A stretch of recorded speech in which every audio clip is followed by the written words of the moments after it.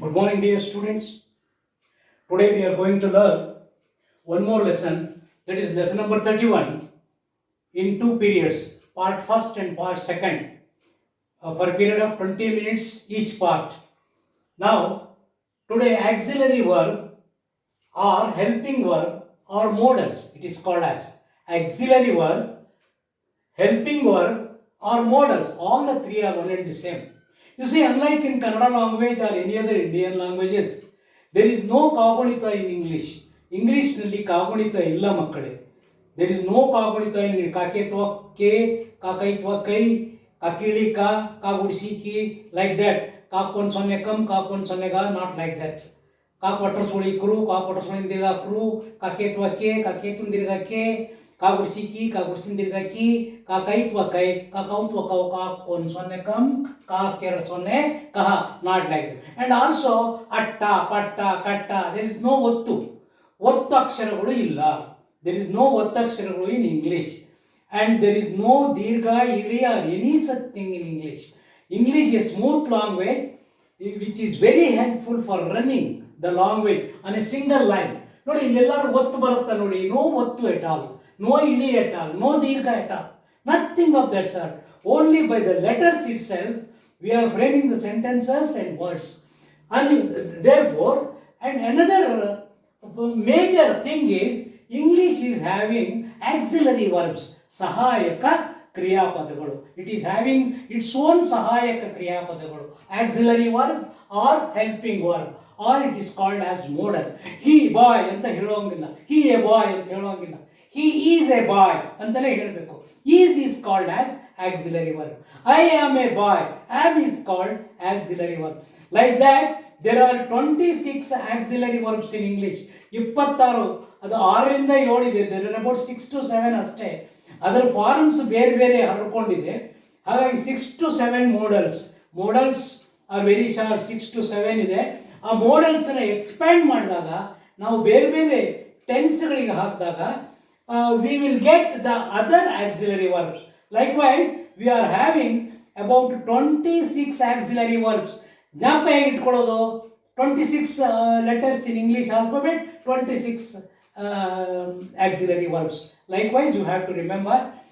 I have given you the notes yesterday in your registered WhatsApp 5th and 6th standard. You please keep that notes in front of you. That table, this table, you have to keep front of you. I cannot write all the things on the table, only I can explain. You watch the TV by putting in front of you these notes, then you will understand the things. The same thing. Otherwise, I have to waste time to write all the things. It may consume about 1.5 to 2 hours. It's not possible while doing lessons on YouTube. Therefore, I request you, all the students, to keep these notes. If you have already taken the notes in front of you, and watch the TV in 2 parts regarding this lesson. Next lesson also 2 parts. This lesson is also having 2 parts. Lesson number 31. Part 1, auxiliary verb or helping verb or modals. The first auxiliary verb in English is am. This is used only in first person. ಮೊದಲನೆಯ ವ್ಯಕ್ತಿಗೆ ಮಾತ್ರ. I am a boy. I am a boy. I was going to school. ಅದು ಬರೋದು. I am a boy, I am a girl, I am a man, I am a woman. ಈ ರೀತಿ. ಅಥವಾ I am going to school. In simple present tense, tense ಬಹಳ important. Tense ಇಲ್ಲದೆ ಈ ಪಾಠ ನಡೆಯಲ್ಲ. There is no run of this show without tense. ಅರ್ಥ ಆಯ್ತಲ್ಲ, ಹೇಳಿದೆ ನಾನು.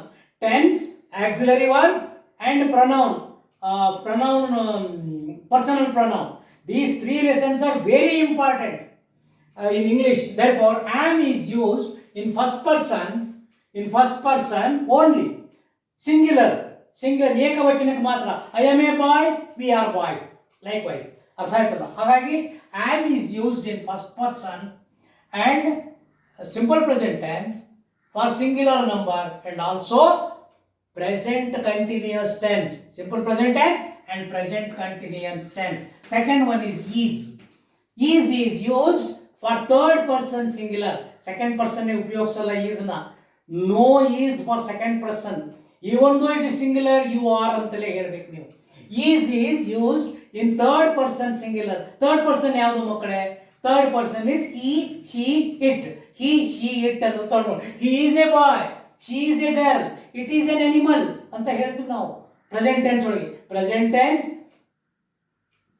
Tense third person, present tense third person and present continuous. He is going to school ಅಂತೀವಿ. ಅರ್ಥ ಆಯ್ತಲ್ಲ? ಅವನು, ಅವಳು, ಅದು ಬಂದಾಗ ಯಾವತ್ತು ಈಸ್ ಬರ್ತದೆ ಪ್ರಾರಂಭದಲ್ಲಿ. Is present tense. ಮತ್ತೆ ಸಿಂಗ್ಯುಲರಿಗೆ, ಪ್ಲೂರಲ್ಗಲ್ಲ. ಅದೇ ರೀತಿ are, third one is are. Are is used for plural of am and is. ಈ ಆಮ್ ಮತ್ತು ಈಸಿಗೆ plural. I am a boy, I am a boy, we are boys. I am a girl, we are girls. ಅದೇ ರೀತಿ are is also used for second person singular and second person plural. You are a boy, you are all boys. ನೋಡಿ ಹೇಗೆ ಹೇಳ್ತೀವಿ ನಾವು? You are a boy, you is a boy ಅನ್ಬಾರ್ದು, you am a boy ಅನ್ಬಾರ್ದು. You are boys and you are a boy. That is the right English. Understand all of you? Okay, you are ಅಂತ ಹೇಳಬೇಕು ನೀವು. ಯಾವತ್ತು ಯುಗೆ present tense ಅಲ್ಲಿ ಆರೆ. You are all going to school. ಅದು continuous tense, present continuous tense of second person. ಜ್ಞಾಪಕಗೊಳ್ಳಿ. ಅದಕ್ಕೆ ಹೇಳೋದು, ನೀವು ಪ್ರತಿನಿತ್ಯದ ಪಾಠಗಳನ್ನು ಸರಿಯಾಗಿ ಅಬ್ಸರ್ವ್ ಮಾಡಿದರೆ ಈ ಪಾಠ ಈಸಿ ಆಗ್ತದೆ. ಟೆನ್ಸ್ನ ಚೆನ್ನಾಗಿ ಓದಿರಬೇಕು. ಸುಮ್ಮನೆ ಮಕ್ಕಿ ಏನೋ ಮಾಡಿದೆ ಅಂತ ಮಾಡಿದ್ರೆ ಪಾಠ ಬರೋದಿಲ್ಲ. ಇವು ಹೇಳಿದ್ದೀನಿ ನಾನು. You have to go in depth of the language. ಆಳವಾಗಿ ಹೋಗಬೇಕು. ಈಗ ಆಳದ ಸ್ಟೇಜಿಗೆ ಬಂದಿದ್ದೀರಾ ನೀವು. You already come. ಆಳ ಸರಿಯಾಗಿ ಸ್ಟಡಿ ಮಾಡಿದರೆ ಐ ಕೆನಾಟ್ ಚೆಕ್. ಏನು ಮಾಡೋದು? ನಂಗೆ ಚೆಕಿಂಗ್ ಮಾಡೋಕ್ಕೆ, ನಿಮ್ಮನ್ನ ಮಾಡೋಕ್ಕೆ ಏನೂ ಫೀಡ್ಬ್ಯಾಕ್ ಇಲ್ಲ, ಎಂಥದ್ದಿಲ್ಲ. What can I do? Only I can do. One way train ಆಗಿಬಿಟ್ಟಿದೆ ಇದು. ಒನ್ ವೇ ಟಿಕೆಟ್, ಹಿಂಗೆ ಹೋಗ್ತಾ ಇರೋದಷ್ಟೇ. ರಿಟರ್ನ್ ಜರ್ನಿ ನಂಗೆ ಬರ್ತಾ ಇಲ್ಲ. That is a problem. I requested principal, ಅವ್ರನ್ನ is reluctant to call you people to the school. That's why these problems are there. Okay. Are is first person plural, we are boys.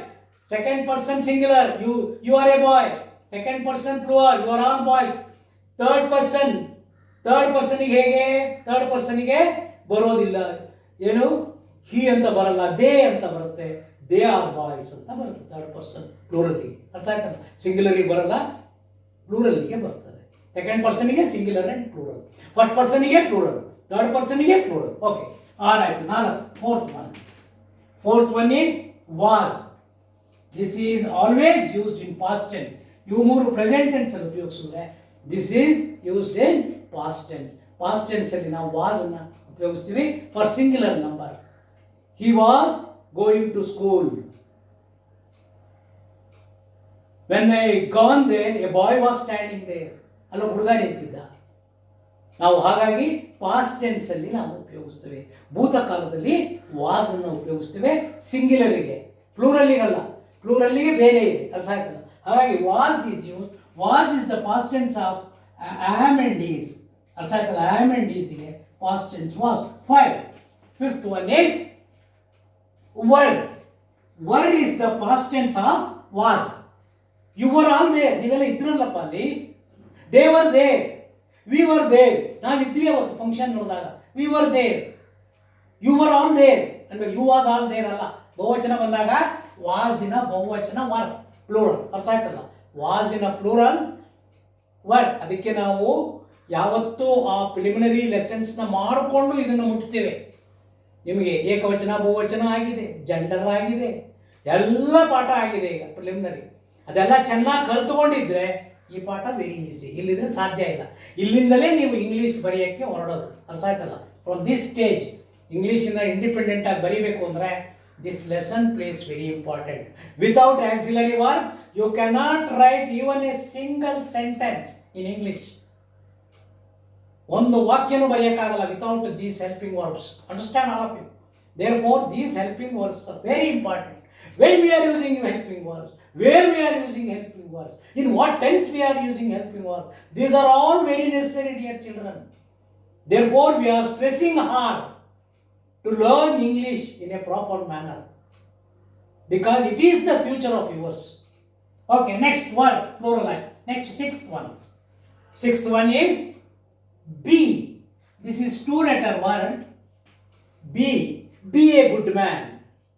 ಅಂತ ಹೇಳ್ತೀವಿ ನಾವು. ಹೇಳ್ತೀವ ಇಲ್ಲ? Be a better man, be a good man, be kind to others ಅಂತ ಹೇಳ್ತೀವಿ.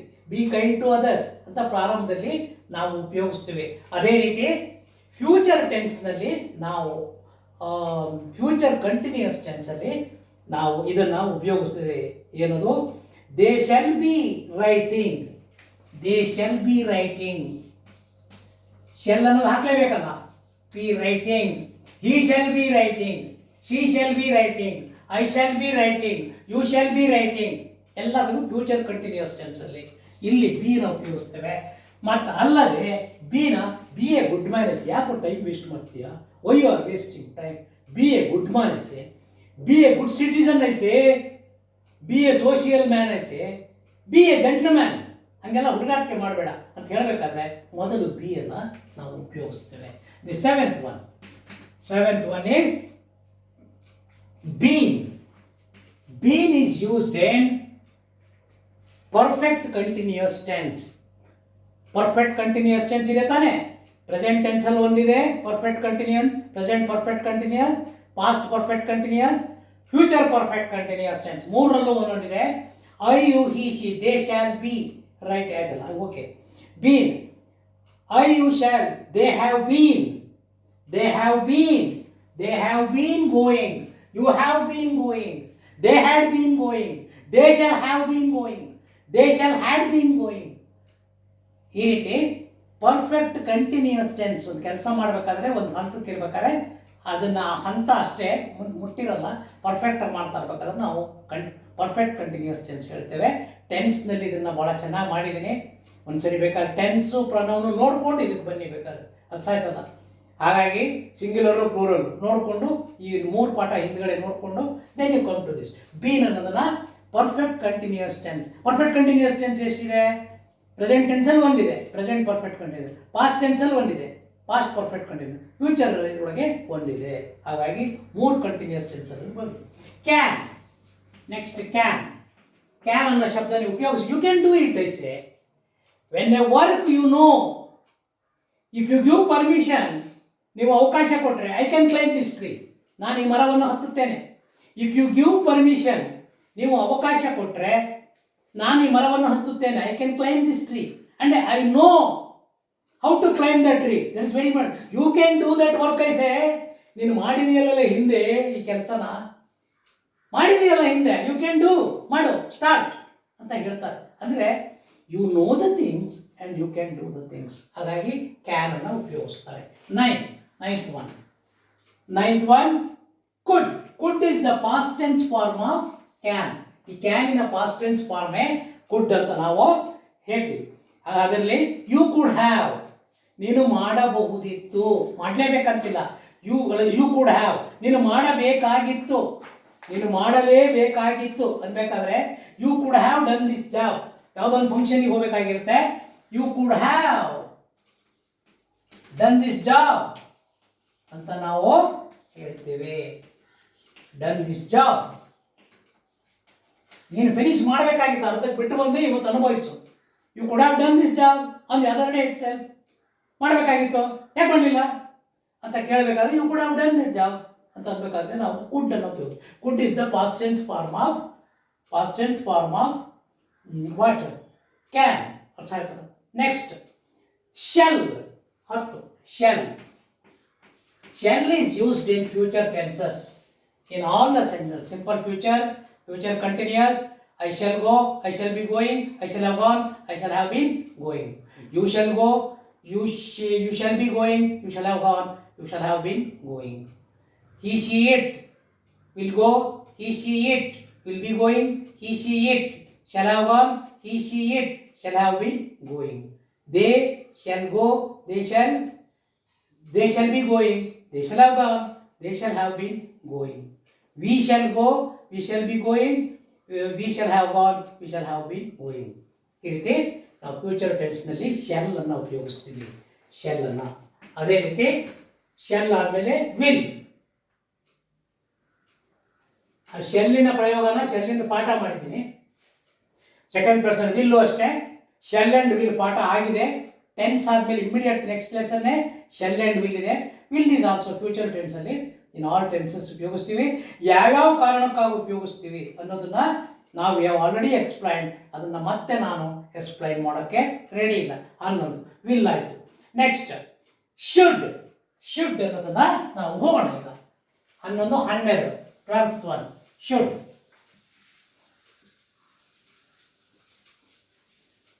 should 12th one should. ಶೆಲ್ಲಿನ ಇನ್ನೊಂದು form should. Shall should. You should have done, you should have done this work, they should have gone there, ಅವ್ರು ಹೋಗಬೇಕಾಗಿತ್ತು ಅಂತ ಉಪಯೋಗಿಸ್ತೀವಿ. Next ಎರಡನೇದು should ಇಲ್ಲಿ ಉಪಯೋಗಿಸ್ತೀವಿ. You should do, present tense ಅಲ್ಲಿ ಉಪಯೋಗಿಸ್ತೀವಿ. ಯು ಶುಡ್ ಡೂ ಐಸೆ, you should do this work ಅನ್ಬೇಕಾದ್ರೆ ನಾವು ಪ್ರೆಸೆಂಟ್ ಟೆನ್ಸ್ ಅಲ್ಲಿ ಶುಡ್ ಅನ್ನು ಉಪಯೋಗಿಸ್ತೀವಿ. You should do this work ಅನ್ಬೇಕಾದ್ರೆ ಉಪಯೋಗಿಸ್ತೀವಿ. You should have gone there, ನೀನು ಹೋಗಬೇಕಾಗಿತ್ತು, ಹೋಗಬೇಕಾಗಿ ನಿನ್ನ ಕೆಲಸ ಅನ್ಬೇಕಾದ್ರೆ ನಾವು there will use should. Next 13 after should would. Would is the past tense form of will. ಅರ್ಥ ಆಯ್ತಲ್ಲ, ವಿಲ್ಲಿನ ಪಾಸ್ಟ್ ಟೆನ್ಸಿಯಲ್ ಫಾರ್ಮ್ ಅದು ಅಷ್ಟೇ. They would have done their duty, ಅವರು ಅವರ ಕೆಲಸವನ್ನು ಮಾಡಬಹುದು. They would have third person ಅಲ್ಲಿ ಸೆಕೆಂಡ್ ಪರ್ಸನ್ ಅಲ್ಲಿ ಉಪಯೋಗಿಸ್ತೀವಿ. They would have done their duty. ಇದು ಕಂಪಲ್ಸರಿ ಅಲ್ಲ, this is not a compulsory thing. ಹಾಗಾಗಿ they would have done their duty ಅನ್ನೋದನ್ನ ನಾವು ಉಪಯೋಗಿಸ್ತೀವಿ. ಇನ್ನು ಎರಡು ಮಾಡಿ ಫಸ್ಟ್ ಸೆಷನ್ ಅನ್ನು ನಾನು ಮುಗಿಸ್ತೇನೆ, ಆಮೇಲೆ ಸೆಕೆಂಡ್ ಸೆಷನ್ ನಾನು ತಗೋತೇನೆ. ನೆಕ್ಸ್ಟ್ 14 ಮೇ. ಮೇ ಅನ್ನೋದು ಉಪಯೋಗಿಸ್ತೀರಲ್ಲ ಮೇಡಮ್. ಮಿಸ್ ಮೇ ಕಮಿನ್ ಅಂತ ಕೇಳ್ತೀರ ನೀವು ಕ್ಲಾಸಿಗೆ ಬರ್ಬೇಕಾದ್ರೆ, ಕೇಳ್ತೀರಾ ಇಲ್ಲ? ಕೇಳ್ತೀರಾ. ಎಸ್ ಅಂದ್ರೆ ಮಾತ್ರ ಒಳಗಡೆ ಬರಬೇಕು, ಇಲ್ಲಿ ಹೋಗ್ಬೇಕು. It is not a compulsory on your part or on the teacher's part to give entrance to the class room. Teacher compulsory ಅಲ್ಲ. ಇಲ್ಲಿ ಟೀಚರ್ ಇರ್ತಾರೆ, ಅಲ್ಲಿ ಸ್ಟೂಡೆಂಟ್ ಇರ್ತಾರೆ. ಸ್ಟೂಡೆಂಟ್ ಇದ್ದಾಗ ಮೇ ಕಮಿನ್ ಮಿಸ್ ಅಂತಾರೆ. No, don't come, don't disturb me, go out ಅಂತಾರೆ. ಅಂದರೆ ಬರಲೇಬೇಕು ಅನ್ನೋದು ಏನಿಲ್ಲ. ಅಥವಾ ಯು ಮೇ ಕಮ್ ಅಂತ ಬೇಕಾದ್ರೂ ಹೇಳ್ಬೋದು. You may come. May is not compulsory. ಒಂದು ಕೆಲಸ ಮಾಡಬೇಕಾದ್ರೆ when you are doing a work it is not compulsory.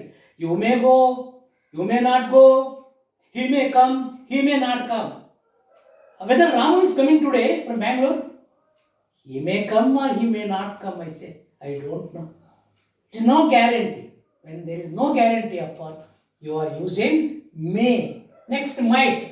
Past tense form of may is might. Might. ರಾತ್ರಿ ಬೆಂಗಳೂರಿಗೆ ಹೊರಟಿರ್ತಾರೆ. By this time they might have reached Bangalore railway station. ಅವರು ತಲುಪಿರಬಹುದು, ತಲುಪಿದ್ದಾರೆ ಅಂತ ಗ್ಯಾರಂಟಿ ಇಲ್ಲ. They might have reached the Bangalore station. They might have reached the Bangalore station, not guarantee. Bangalore ತಲುಪಿರಬಹುದು. Potential form of may is called as might ಅಂತ ನಾವು ಕರಿತೇವೆ.